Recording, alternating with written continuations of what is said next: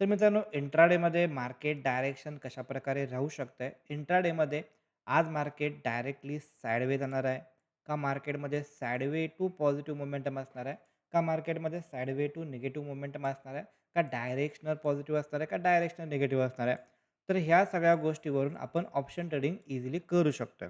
तर त्यासाठी आपल्याला माहिती असणं गरजेचं आहे, की मार्केटचं डायरेक्शन कशाप्रकारे असणार आहे. म्हणजे आपल्याला थोडीशी हिंट भेटते, की आज आपण ऑप्शन सेलिंग करायचं आहे का ऑप्शन बायिंग करायचं आहे का आपल्याला वेट अँड वॉच करायचं आहे. जर तुम्ही ऑप्शन सेलिंग करत नसाल तर वेट करायचं आहे का. तर ह्या सगळ्या गोष्टीची आयडिया आता ह्या व्हिडिओमध्ये आपण बघायचा प्रयत्न करणार आहे. मार्केटला ही ही जी मार्केट असते, मार्केट साइडवे जाणार आहे का मार्केट डायरेक्शनल राहणार आहे, हे ओळखायसाठी आपण दोन वेचा वापर करतो. जनरली मी दोन वेचा वापर करतो. एक तर प्राइस ॲक्शनवरून पण तुम्हाला समजतंय, जर तुमच्याजवळ एक्सपिरियन्स असेल तर तुम्ही प्राइस ॲक्शनवरून पण रीड करू शकता, की मार्केट आज कशाप्रकारे राहू शकतं. प्राइस ॲक्शनवरनं पण करणं सोपं राहतंय. ओके. बट त्यासाठी थोडंसं एक्सपिरियन्स गरजेचा आहे. त्यासाठी तुम्हाला थोडंसं नॉलेज पाहिजे आणि बाकीच्या गोष्टी पण हेल्पफुल करतील. जसं की आपण ह्याच्यामध्ये buying zone, selling zone use करतो. आपलं सेटअप जे आहे, तर त्याच्यावरून इझिली समजतं की मार्केट डायरेक्शन कशाप्रकारे राहू शकतं. पण ज्यांच्याकडे एक्सपिरियन्स कमी आहे किंवा ज्यांच्याकडे एक्सपिरियन्स आहे पण प्रॉपर प्राइस ॲक्शनवरून समजत नाही आहे, तर त्यांच्यासाठी सेकंड ऑप्शन हा असू शकतो, की डेटा रीडिंग. तर डेटा रीडिंगच्या माध्यमातून पण तुम्हाला समजू शकतं, की मार्केट डायरेक्शन कशाप्रकारे राहू शकतं. आता ह्याच्यामधलं ऑलरेडी पार्ट 1 आपण ऑलरेडी एका व्हिडिओमध्ये बघितला होता. ऑप्शन ट्रेडिंग सीरीजमध्ये तो व्हिडिओ आहे. तुम्ही तो व्हिडिओ प्लेलिस्टमधून बघू शकता. तर हा झाला फर्स्ट व्हिडिओ. सेकंड पार्ट आता आपण बघणार आहे. तर सेकंड पार्टमध्ये आपल्याला काय बघायचं आहे, ते पण आपण बघूया, की अशा प्रकारे मार्केट कंप्लीट साइडवे कशाप्रकारे राहू शकतं. मार्केट साइडवे जाऊ शकतंय, पण थोडंसं पॉझिटिव्ह राहू शकतंय किंवा मार्केट साइडवे राहू शकतंय, पण थोडंसं निगेटिव्ह राहू शकतंय किंवा मार्केट डायरेक्शनल पॉझिटिव्ह राहणार आहे का मार्केट डायरेक्शनल निगेटिव्ह राहणार आहे. तर ह्या सगळ्या गोष्टी आपल्याला ह्या व्हिडिओमध्ये कव्हर करायच्या आहेत. तर व्हिडिओ इम्पॉर्टंट असणार आहे. पेन आणि पेपर जरूर घेऊन बसा. काही पण नवीन गोष्ट शिकायला भेटली तर डेफिनेटली राईट डाउन करू शकता.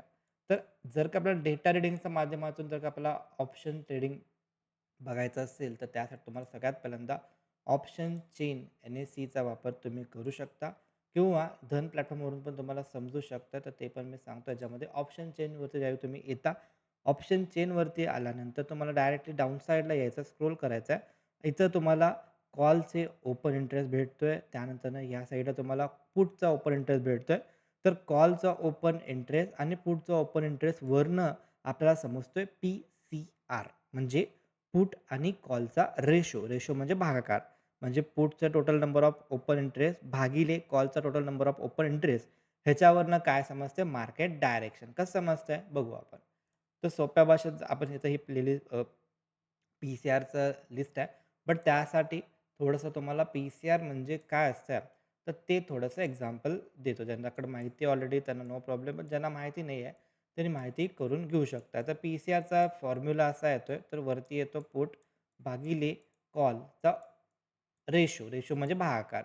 आता आपण एक्झाम्पलसाठी असं इमॅजिन करूया, की पुटचं ओपन इंटरेस्ट आहे 10, कॉलचं ओपन इंटरेस्ट आहे 10. म्हणजे काय, जेवढ्या प्रमाणामध्ये पुट सेलिंग केलं म्हणजे त्यांना वाटतं मार्केट वरती जाईल, तेवढ्याच प्रमाणामध्ये कॉल सेलिंग केलं म्हणजे त्यांना वाटतं मार्केट डाउन साइड जाईल. तर दोन्हीकडे जर का ताकद सेम असेल, तर आन्सर किती येणार आहे? आन्सर येणार आहे 1. जर आन्सर 1 येत असेल, तर याचा अर्थ आहे की मार्केट ह्यूज रेंज बाउंड आहे. मार्केट काय आहे? ह्यूज रेंज बाउंड आहे. मार्केट साइडवे व्हायचे चान्सेस हे खूप आणि खूप जास्त आहे. सपोज पुटचा ओपन इंटरेस्ट तुमचा किती आहे? पुटचा ओपन इंटरेस्ट तुमचा 100 आहे. कॉलचा ओपन इंटरेस्ट फक्त 10 आहे. तर याचा अर्थ आन्सर किती आला तुमचं 10 आला. याचा अर्थ काय आहे, की प्रमाणापेक्षा जास्त पुट सेलिंग आहे. म्हणजे खूप सारे जणांचा इंटरेस्ट आहे, की मार्केट अपसाइड जाईल आणि डायरेक्शनल जाऊ शकते. का? कारण की कॉलला कळच नाही आहे. त्याच्यामुळे डायरेक्शन जाऊ शकते. म्हणजेच जर पी-सी-आर 1 असेल, तर समजायचं की मार्केट ह्यूज रेंज बाउंड आहे. पण पी-सी-आरची व्हॅल्यू 1 पेक्षा जेवढी मोठी असणार आहे, तेवढं मार्केटसाठी ते पॉझिटिव्ह असणार आहे. पी-सी-आरची व्हॅल्यू 1 पेक्षा जेवढी छोटी असणार आहे, तेवढं मार्केटसाठी ते निगेटिव्ह असू शकते. आता थोडंसं आपण पी-सी-आरचा हे जे नंबर आहे, आता हे नंबर तुम्हाला भागाकार वगैरे करायची गरज नाही आहे. तुम्ही ज्यावेळी पण धनच्या प्लॅटफॉर्मवरती येणार, इथं वरती तुम्हाला ऑप्शन चेनचा डायरेक्टली लोगो येतो. इथं तुम्ही क्लिक करू शकता. क्लिक केल्यानंतर तुम्हाला हे ऑप्शन चेन येते. आता ही HDFC बँकची आली. तुम्ही shortcut Nifty, bank Nifty, fin Nifty, Sensex किंवा मिड कॅप पाहिलं तर वरती सर्च करायचं मिड कॅप ते पण येते. आता इथं आला तुमचा निफ्टीचं ऑप्शन चेन. तर निफ्टीच्या ऑप्शन चेनमध्ये तर पी-सी-आरची डायरेक्टली व्हॅल्यू येते. तर ही व्हॅल्यू किती आली? 0.67 म्हणजे 1 पेक्षा कमी आहे. 1 पेक्षा कमी याचा अर्थ काय आहे? मार्केटमध्ये सेलर बऱ्यापैकी जास्त आहेत. तर त्याच्या आधी एक तुम्हाला एक्झाम्पल देतो. जर तुम्हाला एक व्हॅल्यू असते, ओके. म्हणजे पी-सी-आर जर का 1 असेल, फॉर एक्झाम्पल पी-सी-आर 1 आहे. याचा अर्थ काय आहे? इकडे जेवढे कॉल सेलिंग आहेत, तेवढ्याच प्रमाणामध्ये इकडे पुट सेलिंग आहे. म्हणजे खूप साइडवे मार्केट राहू शकते. कारण की दोघांची ताकद सेम आहे. म्हणजे मार्केटला वरती किंवा खालती जायला चान्स कमी आहे. तर पी-सी-आर जर का 1 असेल, तर ह्यूज काय असणार आहे? रेंज बाउंड असणार आहे. पी-सी-आरचा व्हॅल्यू जर का 1.1 आला, तर काय समजायचं? आता 1.1 म्हणजे 1 पेक्षा जास्त आहे. याचा अर्थ थोडासा बुलिश आहे. म्हणजे मार्केट थोडं बुलिश आहे, पण मार्केट काय आहे? नियर टू साइडवे आहे. कारण की 1 च्या जवळ आहे. मग जेवढं ते 1 च्या जवळ असणार आहे, तेवढं ते साइडवे असायचा पण प्रयत्न असू शकतोय.